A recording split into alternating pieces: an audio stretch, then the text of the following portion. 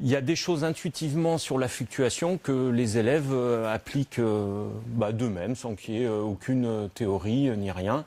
Donc la première chose, c'est il y a un symbole qui apparaît souvent. Donc celui qui apparaît souvent, il y a de grandes chances que ce soit le E, parce que dans la langue française, sans quantifier forcément numériquement, le E apparaît souvent. Donc il y a déjà une histoire de fréquence.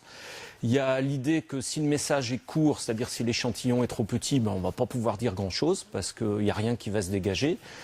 Il y a l'idée aussi qu'il y a certains messages qui sont vraiment un peu spéciaux, comme par exemple, vous savez, la disparition de Georges Perec, il n'y a pas de dedans, donc les stratégies qu'on peut mettre en place, elles sont caduques.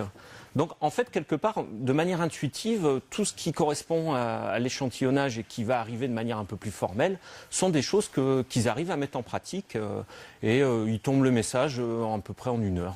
Alors je leur donne un peu un outil, c'est ce cas-là, ils calculent la fréquence d'apparition de chacun des symboles et ils les comparent aux fréquences d'apparition des lettres dans la langue française. Donc sur un corpus de texte de référence, on établit les fréquences et puis en comparant.